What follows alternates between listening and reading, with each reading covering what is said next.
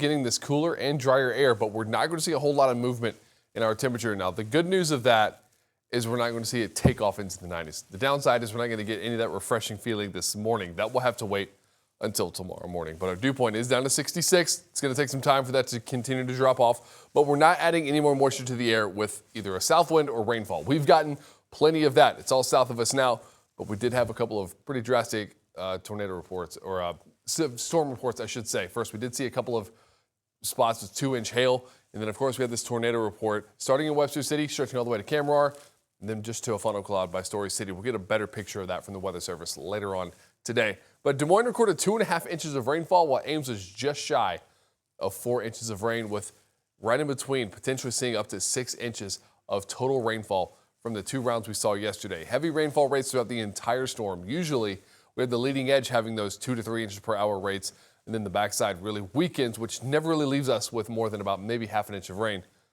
Well, we saw that in a different manner yesterday.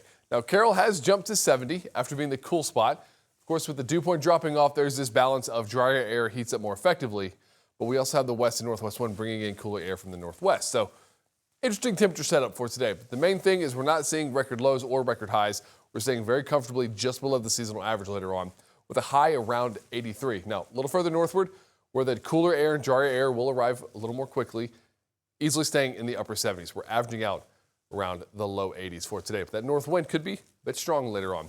Now, the air quality has been something we've kept our eyes on, especially with what was showing for today, a dense band of smoke passing through. Well, obviously, that's already passed, and we're not looking at much out of that. So that is kind of the other good news for this whole setup. But we are looking at Thursday morning, seeing this truly start giving us some relief. What we have right now, of course, is mostly just in the sky. It kind of expands that red to yellow color scheme that we usually have for sunrises and sunsets. But by the end of Thursday, we could be looking at getting back to normal. Now, we do still have this north wind, and this is going to try to show temperatures down to the low 70s for highs, and even the upper 40s.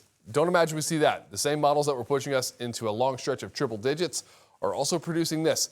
What you can expect is cooler air for sure. And then by Thursday, looking at rainfall moving in. So we're not looking at the extremes, but we are looking at a very comfortable setting in the middle. But for day 3 of Ragbri, very comfortable setup. We're talking low 70s to upper 60s to start the day, and then getting to only the upper 70s and low 80s later on today. This is truly a great stretch for Ragbri. And that doesn't just start today. It lasts all the way through Friday, even into Saturday morning. And this rain chance for Thursday and Friday is mostly off towards the west, so riders should stay nice and dry through this setup. But we only get to like 80 to 81 most days. Overnight's down to the low 60s, and even seeing a few spots hit the upper 50s before on Saturday the south wind really kicks back up and we start warming up. Again, we kind of get back under a heat ridge, which doesn't exactly take off to a level that's unbearable, but it does put us back in the low 90s. Now we're also closing in on the first day of August, and we are looking at getting into some typical end of July, early August heat that doesn't really give up until we start getting to the end of next month. We start looking at potentially seeing the tail end of summer weather. But for now, still looking hot for the start of next week.